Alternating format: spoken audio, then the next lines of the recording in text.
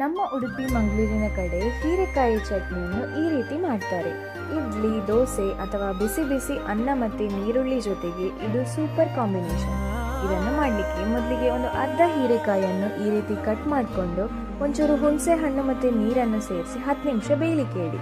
ನಂತರ ಮಸಾಲೆಗೆ ತೆಂಗಿನೆಣ್ಣೆ ಮತ್ತು ಉದ್ದಿನಬೇಳೆ ಹಾಕಿ ಕೆಂಪಗೆ ಹುರ್ಕೊಂಡು ಖಾರಕ್ಕೆ ಬೇಕಾದಷ್ಟು ಘಾಟಿ ಮೆಣಸು ಮತ್ತು ಕರಿಬೇವು ಸೊಪ್ಪನ್ನು ಹಾಕಿ ಇನ್ನೊಂಚೂರು ಫ್ರೈ ಮಾಡ್ಕೊಳ್ಳಿ. ನಂತರ ಸ್ಟವ್ ಆಫ್ ಮಾಡಿಕೊಂಡು ಹಿಂಗು ಮತ್ತು ಒಂದು ಹಿಡಿ ತೆಂಗಿನ ತುರಿಯನ್ನು ಕೂಡ ಸೇರಿಸ್ಕೊಂಡು ಎಲ್ಲವನ್ನು ಚೆನ್ನಾಗಿ ಮಿಕ್ಸ್ ಮಾಡಿ ತಣ್ಣಗಾಗಲಿಕ್ಕೆ ಬಿಡಿ. ನಂತರ ಈ ಬೇಯಿಸ್ಕೊಂಡಂಥ ಹೀರೆಕಾಯಿಯನ್ನು ಅದರ ನೀರಿನ ಸಮೇತ ಮತ್ತು ಹುರ್ಕೊಂಡಂಥ ಮಸಾಲೆ ಎರಡನ್ನು ಮಿಕ್ಸಿಗೆ ಟ್ರಾನ್ಸ್ಫರ್ ಮಾಡಿ ರುಚಿಗೆ ತಕ್ಕಷ್ಟು ಉಪ್ಪು ಮತ್ತು ಬೆಲ್ಲವನ್ನು ಸೇರಿಸ್ಕೊಂಡು ಈ ರೀತಿ ತರಿಯಾಗಿ ಗ್ರೈಂಡ್ ಮಾಡಿಕೊಂಡು ಕೊನೆಗೆ ತೆಂಗಿನೆಣ್ಣೆ ಹಾಕಿ ಒಂದು ಒಗ್ಗರಣೆ ಕೊಟ್ಟರೆ ನಮ್ಮ ಉಡುಪಿ ಸ್ಟೈಲ್ ಹೀರೆಕಾಯಿ ಚಟ್ನಿ ಇಸ್ ರೆಡಿ. ರೆಸಿಪಿಯನ್ನು ಸೇವ್ ಮಾಡಿಕೊಂಡು ಟ್ರೈ ಮಾಡಿ ಹೇಳಿ ಹೇಗಾಯಿತು ಅಂತ.